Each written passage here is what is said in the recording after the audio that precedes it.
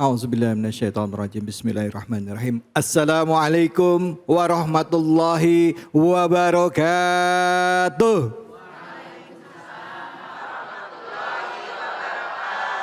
Alhamdulillahirabbil alamin. Puja dan puji mari kita panjatkan atas kehadirat Allah Subhanahu wa taala. Tidak lupa kita berikan salawat dan salam kita kepada junjungan kita Nabi besar Muhammad sallallahu alaihi wasallam beserta keluarganya, sahabat dan umatnya yang setia hingga akhir zaman.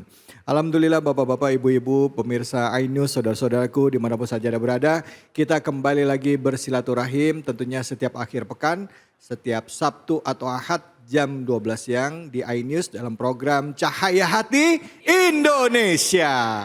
Dan seperti biasa kita juga akan membahas tema-tema yang dekat dengan keseharian kita ya. Nah, hari ini kita akan bicara mengenai hubungan orang tua dan anak. Seperti apa sih yang akan dibahas? Tapi sebelumnya saya akan memperkenalkan dulu guru-guru kita yang sudah meluangkan waktunya hadir ke tempat ini, masjid yang luar biasa nyaman sekali ya. Ini Keranggan Bekasi ya, tapi daerahnya sebenarnya dibilang daerah Cibubur juga ya Pak ya. Masjid Al Muhajirin, dan Masya Allah di sini hadir juga ibu-ibu dan bapak-bapak semuanya. Gimana kabarnya Ibu, sehat ya Bu ya? Bapak sehat Pak? Alhamdulillah. Baik, langsung kita perkenalkan guru kita yang sudah hadir bersama kita. Beliau ini adalah seorang guru juga, seorang pembimbing santrinya di pesantrennya begitu banyak, Masya Allah. Salam hormat tazim kami kepada Gus Mahrus Iskandar. Assalamualaikum warahmatullahi wabarakatuh. Waalaikumsalam. Gimana Ustadz Khalid, sehat? Alhamdulillah sehat. Pondok pesantren gimana Gus? Alhamdulillah. Makin banyak. Alhamdulillah. Makin banyak ya. Beliau ini anak dari Kiai Muhammad Iskandar. Nur Muhammad Iskandar, ya SK. Wah lengkap Nur Muhammad Iskandar SK. Baik, di samping beliau sudah hadir guru kita seorang ustadz yang masih muda, tetapi kalau dalam soal keilmuan tidak diragukan lagi, yaitu Ustadz Nawawi Al-Aqsi. Pakai kol-kola ya? Masya Allah, pakai kol-kola. Aqsi. Assalamualaikum, baik ya? Waalaikumsalam warahmatullahi Masya Allah. Beda salamnya kalau jomblo begitu. Oh iya kalau jomblo gitu. Samping Ustadz Nawawi hadir bersama kita, seorang Ustadz, nih beliau lulusan dari Pondok Pesantren Gontor juga. Ustadz Dimas Hadam Karunia. Assalamualaikum warahmatullahi wabarakatuh. Waalaikumsalam warahmatullahi wabarakatuh. Apa kabar Ustadz? Sehat-sehat? Alhamdulillah, Masya sehat Allah. semua. Nah sebelum kita mendengarkan kajian dari guru-guru, sama-sama kita simak dulu tayangan VT berikut ini. Di tengah maraknya tindak kriminal pembunuhan orang tua yang dilakukan oleh sang anak semakin menggemparkan publik. Berbagai macam dalih hingga modus yang dilakukan sang buah hati untuk menghabisi nyawa orang tuanya sendiri seakan menormalisasi perilaku abnormal yang telah dilakukan. Lantas bagaimana pandangan Islam mengenai fenomena tersebut? Berikut kita simak penjelasannya. Islam mengajarkan kita untuk berlaku baik sama orang tua kita. Bagaimanapun keadaan orang tua kita. Bahkan dalam beberapa kisah Nabi Ibrahim ya, itu pun menasihati ayahnya pun dengan cara yang santun ya, bukan dengan cara yang kasar. Tapi fenomena sekarang ini saya nggak tahu apa sebabnya anak bisa nekat ngebunuh orang tuanya. Bahkan juga nggak sedikit orang tua ngebunuh anaknya. Mungkin bapak-bapak ada yang bisa atau mungkin berbagi ya dalam segmen curhat yuk. Yuk silakan. Ada yang mau ngobrol, bertanya atau mungkin bercerita? Silakan. Ada? Ya silakan Pak. Assalamualaikum warahmatullahi wabarakatuh. Waalaikumsalam warahmatullahi wabarakatuh. Nama saya Sodik. Saya ingin bertanya kepada Pak Ustadz. Ya. Bagaimana cara mendidik anak yang baik terutama di zaman sosial media ini. Itu aja pertanyaannya. Terima kasih sebelumnya. Iya baik, terima kasih banyak Pak Sodik. Anaknya berapa orang? 3. 3 orang. Ya. Lakinya berapa Pak lakinya? 1, ceweknya 2. 2. Yang paling tua? Cewek. Sudah menikah anaknya? Udah menikah. Cucu piro? Cucu 2. Walah. Luar biasa. Seneng ya Pak ya jadi keluarga besar ya Pak ya? Alhamdulillah. Baik. Gimana hubungannya Bapak sama anak? Sementara ini baik-baik. Cuman ada sementaranya ya. Ada sementaranya Bang David. ya. Gimana Ustaz? Karena itu saya akan bertanya hal seperti itu. Baik. Terima kasih banyak ya Pak ya. Ya. Ya, makasih banyak. Pak kok serius amat sih Pak? Makasih Pak. Ibu ada yang mau ini bertanya atau bercerita, silahkan Ibu, namanya siapa? Ibu namanya Ibu siapa? Mic-nya deket kan? Nama saya Bismillahirrahmanirrahim. Nama saya Sri Munjayati. Ibu Sri Munjayati. Munjayati. Anaknya berapa orang Ibu? 2. 2 orang. Sudah punya cucu? Sudah. Berapa orang cucunya? 4. 4 orang. Gimana Ibu? Anak Ibu berapa hari sekali datang ke rumah atau tinggal sama Ibu anak? Enggak. Enggak, anak di mana? Anak yang satu di Pondoranggon tiap hari datang. Tapi yang satu di Bandung jarang datang. 3 bulan sekali paling datang, 2 bulan sekali. 3 bulan sekali udah Iya. datang. Kangen gak Bu sama yang jauh anaknya? Kangen. Kangen ya Allah. Tapi sering telepon kan. Tapi sering teleponan ya, sekarang bisa dipermudah. Silakan Ibu, pertanyaannya apa? Iya. Bismillahirrahmanirrahim. Perkenalkan, nama saya Sri Munjayati dari Majelis Taklim Al-Muhajirin. Ustadz, saya mau bertanya, jika seorang orang tua yang telah memberikan haknya kepada anaknya sesuai dengan ajaran agama, tapi setelah anak ini dewasa, dia tidak menjalankan lagi apa yang seharusnya dijalankan. Contohnya, dia sudah melepas hijab, padahal dia sudah dewasa atau sudah Padahal ibu dulu mengajarkan dari anak untuk pakai hijab. Ya, sampai dewasa itu. Apakah itu dosa yang akan ditanggung orang tua atau anak itu sendiri mengingat anak itu sudah balik? Baik, oke. Ya, terima kasih. Wabillahi taufiq wal hidayah. Wassalamualaikum warahmatullahi wabarakatuh. Waalaikumsalam warahmatullahi wabarakatuh. Ibu Sri Munjayati dan Bapak Sodik. Pak Sodik. Silakan Ustadz, guru-guru mungkin bisa dijawab satu persatu. Dari Gus, silakan Gus Marus. Bismillahirrahmanirrahim. Assalamualaikum warahmatullahi wabarakatuh. Waalaikumsalam warahmatullahi wabarakatuh. Alhamdulillah wassalatu wassalamu ala rasulillah nabiyina Muhammad bin Abdullah sallallahu alaihi wasallam wa ala alihi wa sahbihi wa mawalah, amma ba'du fa ba'du tahiyah. Alhamdulillah, insyaallah seluruh jamaah Majelis Ta'lim Al-Muhajirin yang semuanya insyaallah selalu dalam lindungan Allah. Amin. Jadikan keluarga sakinah mawaddah warahmah. Amin. Dan anak-anaknya insyaallah semua solehin dan solehat. Amin. Amin ya rabbal alamin. Tadi pertanyaan yang pertama dari Bapak Sodik. Iya, bagaimana cara mengajarkan anak yang baik? Iya, Pak Haji, Pak Sodik ya. Mengajarkan anak yang baik, kalau kita kembali kepada hadis Nabi Muhammad SAW, ada sebuah hadis menjelaskan alimu auladakum bihubbin nabi wa bihubbi ahli baitihi wa bihubbil Qur'anil Karim. Ajarkan anakmu cinta kepada Nabi Muhammad SAW, cinta kepada keluarga Nabi Muhammad SAW, dan juga cinta kepada Al-Qur'anul Karim.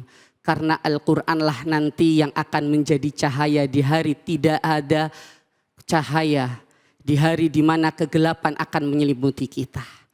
Di sini mempunyai arti yang sangat luas. Bukan hanya secara konteks cinta Nabi, cinta Al-Qur'an, tidak. Tapi cinta paling pertama kita ketika kita mengajarkan kepada anak kita.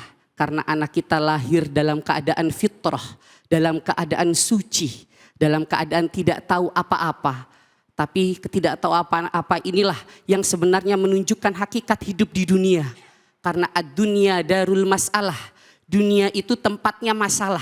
Kalau enggak tempatnya masalah, enggak mungkin anak brojol lahir oe. Nangis baru lahir ke dunia. Apa Bapak Ibu pernah lihat ada anak lahir hore-hore gembira? Ketawa, senang, joget-joget, enggak ada. Mesti lahir ke dunia dalam keadaan nangis. Dan dalam keadaan nangis inilah bagaimana bahwa Allah menunjukkan bahwa dunia adalah darul masalah. Tempatnya masalah, sehingga bagaimana ketika anak kita lahir di dunia ini. Kita harus ajarkan yang paling pertama, paling utama adalah mengenal Allah Subhanahu wa ta'ala. Bagaimana kita mengenal Nabi, bagaimana kita bisa cinta kepada Al-Quran kalau kita tidak mengenal Allah, tidak mencintai Allah Subhanahu wa ta'ala. Ustadz Nawawi, Fadal. Baik, terima kasih Bang David dan Gus Mahrus dengan jawaban yang insya Allah saya yakin besar manfaatnya buat kita semuanya. Dari PT video yang tadi kita tonton, ini Masya Allah sungguh sangat menyedihkan. daripada perlakuan anak terhadap ibunya. Jangankan sampai merenggut nyawa, di dalam Al-Quran saja dikatakan berkata saja itu sudah termasuk durhaka. Tinggal kita rabah diri kita masing-masing, berapa banyak kata yang kita pernah ucapkan terhadap orang tua kita. Atau mungkin bukan cuman doang. Bisa jadi kita pernah menyakiti hati orang tua. Bisa jadi kita pernah membantah daripada apa yang dinasihati daripada orang tua. Nah makanya tadi disampaikan oleh tadi Pak, cara mendidik anak, betul apa yang disampaikan oleh guru kita Gus Mahrus. Ajarkan anak kita untuk cinta terhadap Nabi Muhammad. Cinta kepada Allah, cinta kepada Al-Quran. Dan wabil khusus tadi juga pertanyaannya adalah bagaimana kita sudah memberitahu bahwa sudah mendidik malah dari anak-anak kecil kita ya. supaya pakai hijab, pakai aurat. Nah ini harus didengar oleh anak-anak perempuan kita nih. Kalian anak-anak perempuan yang membuka auratnya, membuka hijabnya, secara tidak langsung kamu telah menjembatani 4 orang laki-laki yang ada di dalam rumahnya untuk masuk ke dalam api neraka. Allah. Pertama bapakmu. Kasihan bapaknya rajin ibadah, sholat, puasa. Tapi gara-gara anaknya yang tidak menutup aurat, dia akan menjembatani bapaknya untuk masuk ke dalam api neraka. Allah. Kasihan adiknya yang laki-laki baik, soleh, rajin ke masjid. Gara-gara kakaknya nggak pakai hijab, itu kakaknya menjembatani adiknya untuk masuk ke dalam api neraka. Allah. Kasihan suaminya udah baik banget, udah ibadahnya rajin banget, tapi gara-gara istrinya enggak pakai aurat, enggak pakai hijab, tidak menutup aurat, dia akan menjembatani suaminya untuk masuk ke dalam api neraka. Kasihan pamannya yang Masya Allah untuk syiar agama, hadir di majelis ilmu, udah baik banget hidupnya, gara-gara ponakannya enggak pakai hijab, itu ponakan yang bakal menjembatani dia untuk masuk ke dalam api nerakanya. Allah. Jadi kalau ada anak perempuan yang ada di dalam keluarga tidak pakai aurat, itu perempuan akan menjembatani 4 laki-laki yang akan masuk ke dalam api neraka. Adik laki-lakinya, pamannya, suaminya atau bapaknya. Ini akan menjembatani untuk masuk ke dalam api neraka. Oleh karenanya untuk para perempuan yang belum menutup auratnya, pasanglah mahkotamu, maka kamu akan lebih cantik. Dan insya Allah kamu akan menyelamatkan 4 laki-laki saudaramu yang ada di dalam rumahmu. Baik bapakmu, kemudian suamimu, pamanmu, dan adik laki-lakimu. Ya, baik. Terima kasih. Terima kasih banyak Ustadz Nawawi. Silakan Ustadz, tadi mungkin ada pertanyaan dari ibu juga. Kalau udah dididik, ibunya kan udah ngajarin dari kecil nih. Kira-kira ibunya kena dosanya enggak nih? Ya kan? Udah ngedidik dari kecil, toto begitu nikah lepas hijab gitu. Nah gimana? Silakan Ustadz Fadl. Baik, terima kasih Tuan Guru Gus Mahrus, Ustadz Nawawi semua. Pastinya jawaban dari beliau-beliau sudah sangat mencerahkan. Saya mendapatkan sedikit.